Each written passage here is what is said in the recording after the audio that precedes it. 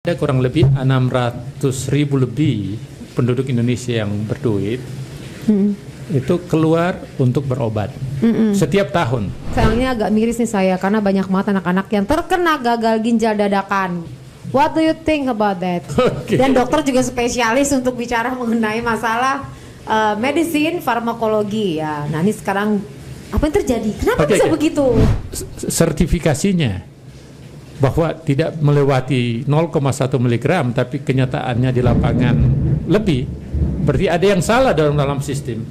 Seharusnya pada saat menentukan pemberian sertifikat registrasi di Badan POM, tidak hanya melihat label, kita harus lebih jauh dari itu, melihat sumbernya, ini pabrik obat apa, minimal ada sampel itu dilihat. Nah, by the way, dok, cara ini kita loncat lagi nih ke masalah neurogeneratif ya. Okay, yeah. Nah, solusinya apa sih supaya kita tidak terkena penyakit-penyakit yang berkaitan sama hal tersebut nih, dok? Karena masyarakat Indonesia juga lagi baru aja recovery dari namanya COVID-an itu kan, terus kemudian ada lagi penyakit-penyakit yang berat lainnya. Ini gimana sih caranya mengatasi, menjaga kesehatan fisik?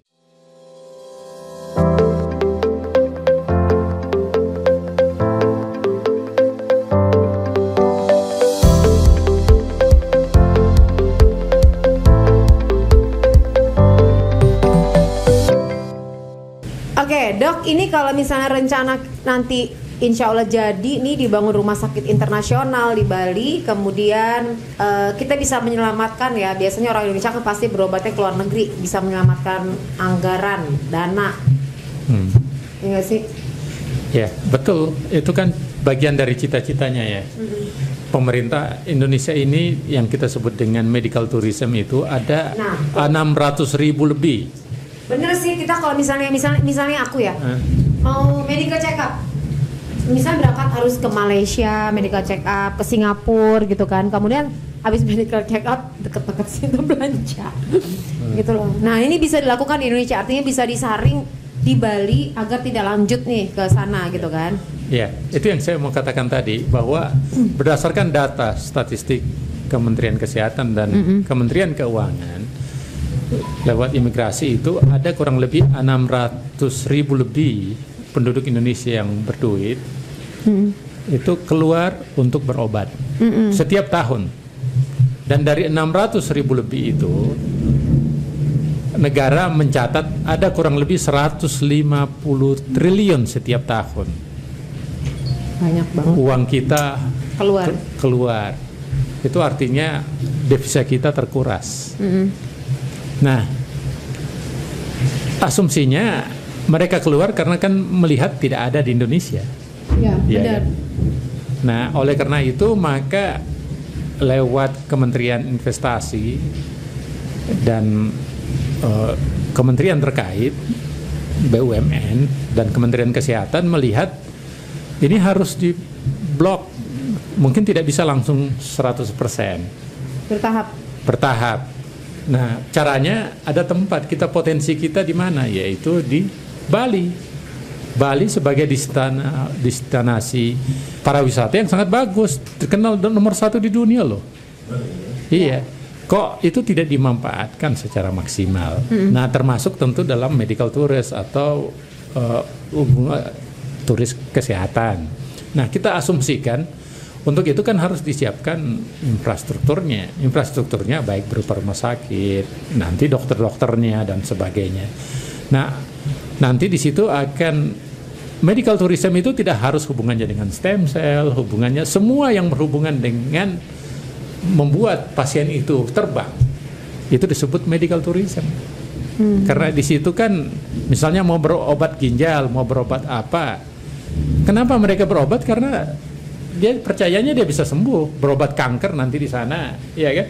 Jadi diharapkan nanti rumah sakit internasional yang ada di Bali itu mencakup semua bidang.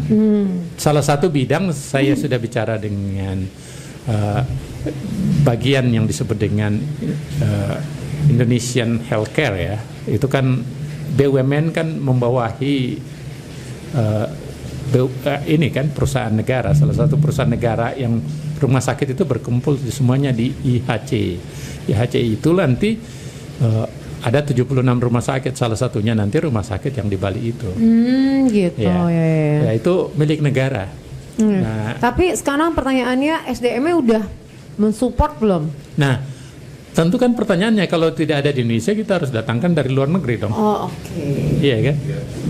Nah, kita pakai pola Singapura. Singapura itu beberapa dokternya lebih dari 50% itu dokter-dokter terbang. Ada dokternya dari Amerika, ada dokternya dari Jepang, ada dokternya dari Korea. Mungkin ada juga dokter dari Indonesia. Dia cuma nyiapin tempat aja ya? Tempat. Nah, tapi kan bicara praktek kedokteran itu kan regulasinya macam-macam, izinnya dan sebagainya. Nah, nanti harapannya kita berharap di kawasan ekonomi khusus yang ada di Bali itu juga supaya tidak bertabrakan dengan aturan yang umum. Kan dokter-dokter asing sekarang belum bisa praktek di Indonesia. Bisa praktek untuk hanya sekedar transfer ilmu. Bisa. Tapi untuk menetap buka praktek di Indonesia belum. Aturan Indonesia belum berikan. Nanti di kawasan ekonomi khusus itu akan dibuatkan aturan khusus. Tapi di situ saja. Oke, luar biasa nih ya. Rencana-rencana kedepannya bagus banget nih, perkembangannya makin baik. Nah, tapi by the way, sekarang ini agak miris nih saya karena banyak banget anak-anak yang terkena gagal ginjal dadakan. What do you think about that, dok? Karena dokter pernah ada di BPOM. Kenapa bisa sampai? Okay. Dan dokter juga spesialis untuk bicara mengenai masalah medicine, farmakologi ya. Nah, ini sekarang apa yang terjadi? Kenapa bisa begitu? Begini dulu, kita cerita apa yang menyebabkan ginjal itu. Kan ini kita cukup miris ya. Sudah ratusan anak kita meninggal. Ada 300-an kasus. Tapi harus dipahamin, itu kasus yang terlaporkan. Boleh jadi jauh lebih besar dari itu yang tidak dilaporkan. Aduh, ya ampun. Nah, yang dilaporkan kan biasanya cuma yang keras-keras, yang bahkan vital menimbulkan kematian. Bagaimana yang efeknya tidak sampai ke situ? Iya kan? Apalagi kalau dia tinggal di daerah-daerah terpencil yang tidak ada akses macam-macamnya. Dia tidak melapor lah, ke puskesmas saja susah. Apalagi melapor. Jadi jangan dilihat itu cuma sekitar 300-an. Itu bisa saja jauh lebih besar kayak gunung es. Yang terlihat puncaknya aja. Puncaknya aja. Nah, saya bicara dengan Pak Menteri Kesehatan hubungan tentang itu karena saya katakan seperti itu. Kita jangan melihat Pak Menteri hanya dari segi yang jumlah itu, boleh jadi jauh lebih besar dan ini berbahaya bagi kesehatan. Oleh karena itu langsung keluar perintah dari Presiden kan, karena ini bisa menjadi suatu emergensi bagi bangsa kita. Nah, berbicara selama ini apa penyebabnya?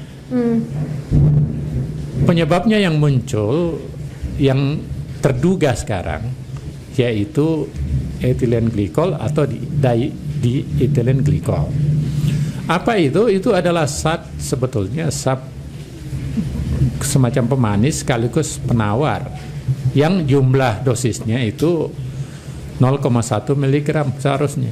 Tapi ditemukan di beberapa produk sudah sampai lebih 400%, 0,43. Jadi itu kan tinggi sekali miligram. Dan tentu kenapa itu bisa menimbulkan itu bahaya, karena logikanya setelah itu terabsorpsi ke tubuh kita dengan pendekatan farmakokinetik, diabsorpsi terus masuk ke pembuluh darah, terus akhirnya penapis terakhirnya untuk ekskresi itu di ginjal.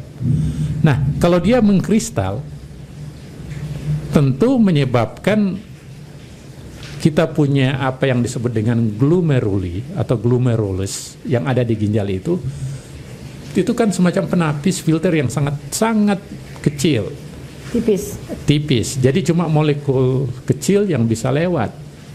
Nah, kalau dia menapis maka tapisannya tertutup, filternya tertutup. Filter ini yang menimbulkan apa yang disebut dengan gagal ginjal. Kenapa gagal ginjal? Karena tapisan tertutup, darah kita tidak tertapis. Makanya semua ampas-ampas tertinggal di situ. Itu logika fisiologinya. Kenapa sangat berbahaya. Nah, sebetulnya kalau dalam jumlah yang kecil sebetulnya enggak. Nah, sekarang kan masih dicari tahu sebetulnya. Walaupun memang ada data kurang lebih 13 pasien yang sudah meninggal di otopsi dan dilihat memang anak ini pernah minum obat ini dan mengalami. Tetapi kan bagaimana yang ratusan yang lain yang katanya belum pernah. Sehingga itu yang menjadi Kementerian Kesehatan, Badan POM dan kita semuanya ingin mempelajari betul ini penyebabnya apa. Apakah karena genetik, apakah karena keracunan lingkungan dari air, dari PAM, atau mungkin minuman yang diminum oleh ibunya terus masuk ke bayinya, atau memang karena obat-obat ini. Ya, obat-obat ini pasti menyebabkan kan. Obat-obat ini pasti menyebabkan karena tapi kan kasus yang terjadi ini apa karena dari situ. Iya kan? Nah, itu masih perlu dilakukan penelitian epidemiologi, tapi saya kira kalau memang kenyataannya sertifikasinya bahwa tidak melewati 0,1 mg tapi kenyataannya di lapangan lebih, berarti ada yang salah dalam sistem. Seharusnya pada saat menentukan pemberian sertifikat registrasi di Badan POM tidak hanya melihat label, kita harus lebih jauh dari itu, melihat sumbernya ini pabrik obat apa, minimal ada sampel itu dilihat betul nggak sesuai dengan apa yang diklaim di labelnya, bukan hanya ini ya. Tapi sekarang kan sudah muncul saling tuntut menuntut, Badan POM menuntut perusahaan itu, kemudian Barreskrim Polri juga sudah turun. Dan ya, juga setelah digunakan juga akan dicek juga ya setelah beberapa bulan. Karena evaluasi obat itu keharusan bagi Badan POM. Itu salah satu protapnya yang disebut dengan uji klinis. Itu selalu ada namanya uji klinis 1, uji klinis 2, uji klinis 3, terus selesai itu keluar izin POM-nya. Terus ada yang disebut uji klinis tahap 4. Uji klinis tahap 4 itu untuk evaluasi. Jadi memang itu harus dijalankan. Itu domainnya pemerintah, domainnya Badan POM. Tapi kenapa sekarang ini baru kejadian seperti ini? Karena dulu juga mungkin anak-anak dulu juga banyak yang pakai obat itu. Nah, itu lagi dicari tahu kenapa bisa terjadi seperti itu. Tapi terlepas dari semuanya, pemerintah harus melindungi rakyat. Seperti Konsil Kedokteran Indonesia. Kenapa kami ada di situ?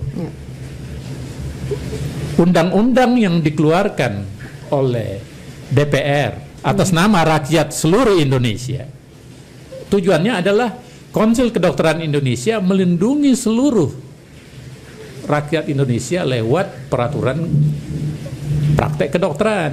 Kenapa? Karena dampak dari praktek kedokteran ini kan bisa membantu pasien tapi bisa juga membunuh pasien.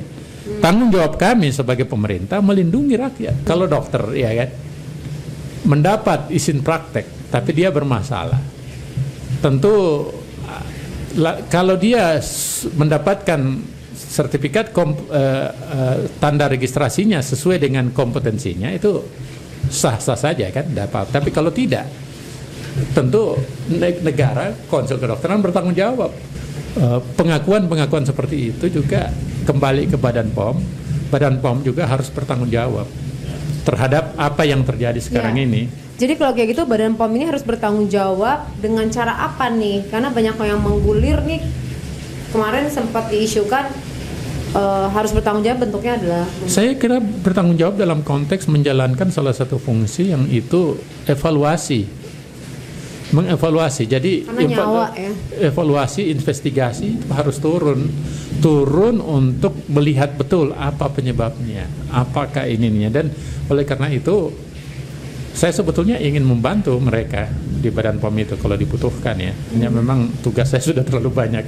Tapi moga-moga dengan dokter diskusi masalah ini bisa didengar sama yang lain ya, untuk bisa terlibat nih dok sebagai solusi intervensinya ya, agar tidak terjadi korban lagi nih. Kita nggak tahu obat-obat yang lain juga kan? Nggak tahu, masih dalam. Iya, deg-degan juga. Artinya ini kita hanya beberapa nama obat-obatan. Nah berarti kalau misalnya gitu dibuka semua daftar obat-obatan, jangan-jangan obat-obatan yang orang dewasa juga bisa terstimulasi begitu lagi.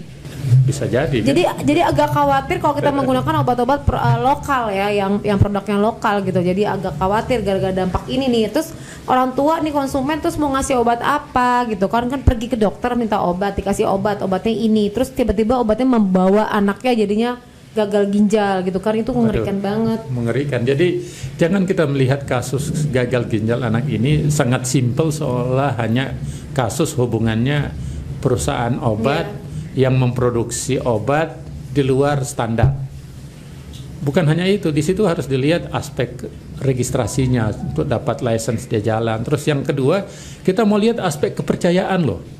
Karena ini kan semacam teror bagi rakyat kita. Benar banget. Rakyat kita seluruhnya, pasien-pasien itu merasa terteror. Banget. Apakah yang saya makan ini aman? Ya, benar. Apakah minuman yang saya minum ini aman? Ya, benar. Apakah obat yang saya akan konsumsi ini aman? Iya. Ini apalagi anak-anak. Terornya tinggi. Ini masalahnya besar. Oleh karena itu harus diselesaikan. Ya. Cara penyelesaiannya adalah secara tepat.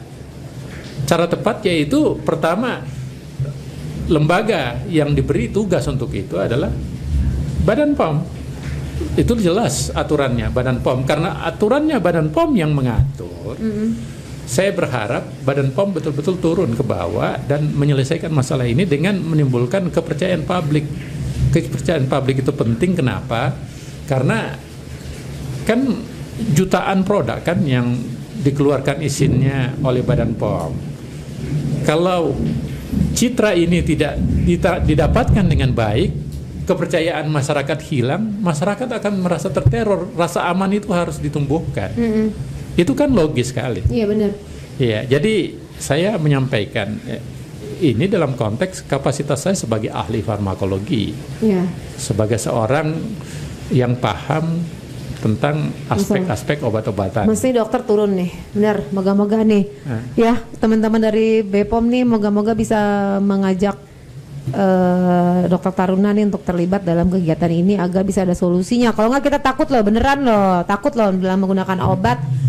Belum lagi kemarin ada isu lagi makanannya nggak sih dari luar negeri, isu makanan tertentu tidak boleh dilarang makanan dari Indonesia gitu kan, karena ditemukan indikatornya ini dan ternyata bener gitu loh. Saya nggak menyebutkan mereknya lah, tapi memang ternyata bener itu ada. Jadi di akhirnya nggak boleh lagi pelarangan untuk beredarnya makanan tersebut dari negara tersebut. Singkat cerita, kita menjalankanlah tupoksi tugas kita masing-masing. Kalau polisi kan bagaimana menimbulkan rasa aman di masyarakat. Bagaimana polisi sekarang cuci piring betul kan? Benar. Terus bagaimana konsul kedokteran juga hal yang sama. Kami punya lembaga berupaya maksimal untuk menangani tugas-tugas kami, dan kita berharap juga dan mendoakan dan mendukung bagaimana Badan Pengawas Obat dan Makanan juga bisa menjalankan fungsinya dengan maksimal. Sebagai sesama pemerintah lembaga negara, kita berharap ini bisa diselesaikan dengan baik. Tujuannya apa? Yang terakhir adalah rasa aman bagi masyarakat luas. Seluruh rakyat ini merasa aman untuk mengkonsumsi apakah itu makanan, minuman, apalagi obat-obatan. Jadi itu target terakhirnya, sehingga masyarakat tidak merasa lagi sebagai seorang atau masyarakat dalam kondisi terteror. Kan teror macam-macam bentuknya. Baru selesai COVID ya, kan nambah lagi sekarang nih. Nah, by the way, dok, cara ini kita loncat lagi nih ke masalah neurogeneratif ya. Nah, solusinya apa sih supaya kita tidak terkena penyakit-penyakit yang berkaitan sama hal tersebut nih, dok? Karena masyarakat Indonesia juga lagi baru aja recovery dari namanya COVID-COVIDan itu kan. Terus kemudian ada lagi penyakit-penyakit yang berat lainnya. Ini gimana sih caranya mengatasi, menjaga kesehatan fisiknya? Begini, neurodegeneratif itu berasal dari dua kata. Neuro itu adalah penyakit saraf, degeneratif itu adalah penurunan fungsi biologis, penurunan fungsi. Seharusnya harus ditambah dengan sindrom. Yaitu neurodegeneratif syndrome, artinya atau simptom dari berbagai macam jenis penyakit ya. Nah, neurodegeneratif disease itu contohnya adalah misalnya penyakit yang kita sebut Alzheimer, itu neurodegeneratif, neuronya mengalami degenerasi. Ya. Yang kedua, contoh yang lain misalnya amyotrophic lateral sclerosis, orang tiba-tiba lumpuh, ya kan? Neurodegeneratif yang lain yang komplikasi dengan kardiovaskuler, misalnya stroke, dan Parkinson juga neurodegeneratif, dan termasuk diabetes yang akibatnya neuropati itu neurodegeneratif juga. Jadi neurodegeneratif itu banyak jenisnya, bukan satu jenis penyakit, tapi ratusan. Nah, bagaimana cara pengobatannya? Selama ini pengobatannya kan diberikan vitamin-vitamin tertentu yang kita sebut dengan neurotropik. Ya kan, vitamin B1, B6, B12 biasanya seperti itu. Terus kalau terjadi hal-hal tertentu, terjadi inflamasi atau peradangan, kita kasih antiinflamasi. Kan begitu contohnya. Tapi kalau dia mengalami degenerasi, gimana caranya menghambat supaya degenerasinya tidak semakin ini? Nah, tentu aspek yang paling menarik dari perkembangan teknologi kedokteran di bidang biologi atau bidang farmakologi yang kita sebut dengan terapi genetik dan terapi sel. Kenapa terapi sel itu penting? Karena terapi sel itu bisa secara spesifik melakukan perbaikan regenerasi. Contoh paling konkret, misalnya yang saya berikan contoh tadi, Parkinson. Parkinson ini penyakit kan dikasih obat-obat. Apa obatnya? Levodopa. Apa itu levodopa? Zat yang bisa merangsang meningkatkan jumlah dopamin. Apa itu dopamin? Dopamin itu yang membuat zat khusus neurotransmitter atau hormon otak yang bekerja untuk fungsi daripada bagian otak itu bisa bekerja secara spesial, bisa bekerja secara maksimal. Nah, kalau itu dopaminnya kurang, maka sistem volunteer daripada kita punya motorik sistem terganggu. Kalau terganggu, makanya gerak-gerak terus. Ingat kan Muhammad Ali? Itu Parkinson, itu degeneratif. Nah, diobatin dengan levodopa, levodopanya semakin lama semakin butuh dosis lebih tinggi dan itu tidak efektif. Nah, gimana caranya mengobatin penyakit degeneratif yang hopeless, yang tidak ada harapan untuk sembuh? Satu-satunya harapannya adalah dengan pengobatan sel. Pengobatan terapi sel itu dilakukan tentu bukan berdasarkan promosi aja, tetapi ada strateginya, ada tekniknya, ada teknologinya, bagaimana memodifikasi sel itu menjadi sel yang dibutuhkan untuk bisa memproduksi dopamin. Caranya, kalau dia masalahnya di otak misalnya, maka bagaimana sel-sel itu bisa menghasilkan sel-sel yang bisa berubah menjadi sel-sel amigdala area. Kan begitu caranya. Jadi stem selnya atau sel puncaknya itu di re-engineer, diproses untuk seperti itu dan ditransplant di tempat yang sesuai yang dibutuhkan. Nah, itu bisa dilakukan kan di Indonesia belum nih? Belum, ya. Nah, itu berarti yang terdekat masih ke Amerika. Begini, itu teknologinya kita bisa lakukan, termasuk di Indonesia. Gitu. Bagaimana merubah dari sel yang khusus menjadi sel berikutnya itu kan dikerjakan di laboratorium. Jadi artinya dokter-dokter, artinya orang-orang di sini bisa sebenarnya bisa. Artinya bahannya ada. Bahan. Cuma tadi ya SDM-nya. Nah, ya, SDM-nya juga ada seharusnya. Kita kerjasama dengan ahli bedah otak. Tinggal bagaimana mentransplant itu untuk dimasukkan ke ini. Tapi ini kan masih uji klinis. Karena uji klinis tentu harus aturan di Indonesia memperbolehkan pelayanan sel berbasis penelitian atau penelitian berbasis pelayanan. Itu ada 11 rumah sakit di Indonesia diizinkan. Jadi bisa juga dilakukan. Bisa ya berarti ya? Bisa dilakukan seharusnya. Di mana aja tuh, Dok? 11 rumah sakit? Rumah sakit Cipto, rumah sakit Gatot Subroto, rumah sakit Darmais, rumah sakit Harapan Kita, rumah sakit Fatmawati ya. Kalau di Jakarta, kalau di luar Jakarta itu yang saya ingat peraturan Menteri Kesehatan itu tentang terapi berbasis sel itu Rumah Sakit Karyadi, Rumah Sakit Airlangga, Rumah Sakit Pendidikan Airlangga, Sangla, terus ada Malik, di Sumatera dan Dr. Jamil di Padang ya. Itu yang diperbolehkan. Tapi kan dari 11 rumah sakit tersebut belum ada yang mengaplikasikan ini. Kenapa belum diaplikasikan? Karena kan biaya riset penelitian itu mahal. Mungkin banyak faktor lah. Mungkin ada yang lebih prioritas ya. Ya.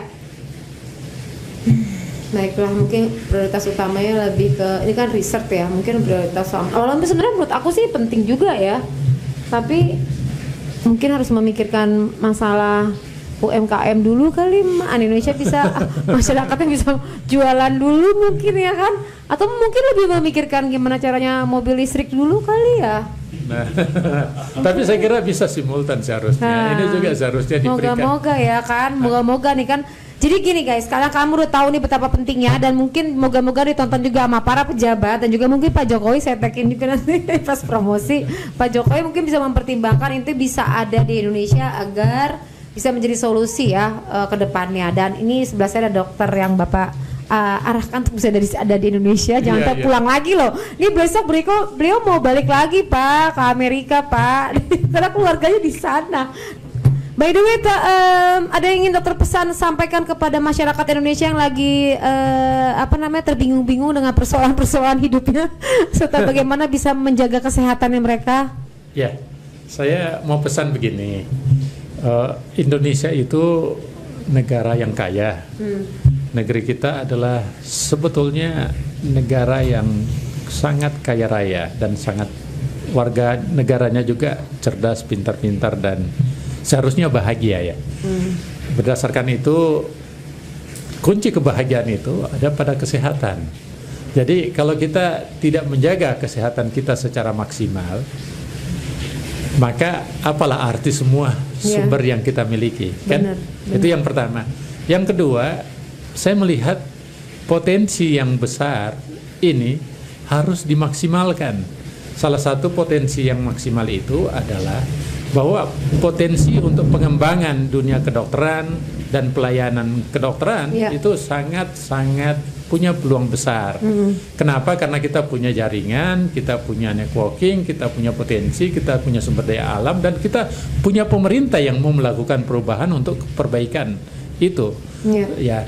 Kemudian yang ketiga yang saya ingin pesankan bahwa kita tentu berharap kita sudah mengakhiri pandemik ini walaupun belum diumumkan ya. Kita sudah beralih ke endemik. Endemik artinya penyakit COVID ini sudah mirip-mirip dengan influenza biasa. Nah, dengan konteks itu kita jangan lengah karena era berikutnya akan ada boleh jadi muncul penyakit-penyakit yang lain. Oleh karena itu sekali lagi, walaupun pandemik sudah akan berlalu, jangan kita legah. Kita belajar dari pandemik ini bahwa aspek kesehatan itu dalam setiap tatarannya sangat penting. Dalam tataran pemerintahan, dulu kesehatan itu hanya sekunder, tapi sekarang sangat penting. Oleh karena itu, bahkan di G20, di puncaknya nanti, ada 3 resolusi tertinggi G20, tapi salah satunya yang paling tinggi, yang pertama bahkan, yaitu tentang restructure sistem kesehatan. Kenapa? Karena di situ keadilan kesehatan itu perlu dan itu bisa memasuki semua sektor. Itu yang pertama tentang hubungannya pesanan untuk negara ya. Pesan yang kedua untuk masyarakat tentunya kita jangan lengah dengan kondisi ini, bahwa buktinya setelah pandemik muncul persoalan ginjal. Sebelum muncul persoalan ginjal ada virus atau cacar monyet dan sebagainya. Kemudian sebelumnya itu ada hepatitis dan sebagainya. Artinya tantangan dan masalah-masalah kesehatan itu akan ada selalu di depan kita, dan itu kita tidak bisa lengah karena itu menjadi kepentingan, kebutuhan kita semuanya. Oleh karena itu sekali lagi kata kuncinya bahwa kesehatan adalah kata kunci dari semua sektor, mulai dari aspek pribadi, keluarga, masyarakat, apalagi berbangsa dan negara. Semoga kita semuanya sehat selalu. Amin ya rabbal alamin. Terima kasih Dok, terima kasih. Terima kasih guys. Jadi demikian ya penjelasannya dari rangkaian itu. Nanti saya nunggu komen-komen kamu, dan kalau kamu mau mencari informasi mengenai dokter lebih lanjut bisa kemana dok? IG? Ya, bisa ke. Oh, aku diserbu dong. Oh my god. saya jadi manajer dokter sama di Indonesia. Kamu bisa hubungi saya. Oh my god, kamu langsung DM ke aku ya, nanti aku kirim ke dokter. Boleh kayak gitu. Karena dokter si dokter ngubunginnya saya. Udah dicari, ini beneran asli. Nah, begitu naik ya sih, cari orang se-Indonesia. Nanti kamu bisa langsung akses ke Instagramnya Poppy Amalia ya. Untuk DM dokter, pertanyaan mengenai penyakit apapun dia tak kirim loh dok, banyak banget. Oke guys, terima kasih dok udah mencerahkan kita dengan pengetahuan yang luar biasa, dan betapa bangga banget kita punya seorang dari perwakilan Indonesia yang ada di kancah internasional dan dikenal secara dunia. Wah, banyak banget prestasinya. Moga banyak anak Indonesia nanti yang bisa terinspirasi dari kisah ini, dan bahkan bisa lebih hebat lagi ya ke depannya ya, moga-moga ya. Keren banget loh dokter, padahal berasal dari seseorang yang katakanlah bukan siapa-siapa menjadi seseorang yang menjadi dikenal oleh siapapun gitu loh. Nah, jadi untuk orang atau kita nih untuk tidak menyerah dalam meraih target atau tujuan, bisa mengharumkan bangsa, bisa mengharumkan di kancah internasional. Berguna untuk orang banyak yang paling penting. Oke, semoga kamu semua dalam keadaan sehat. Wassalamualaikum warahmatullahi wabarakatuh. Bye bye. Waalaikumsalam warahmatullahi wabarakatuh.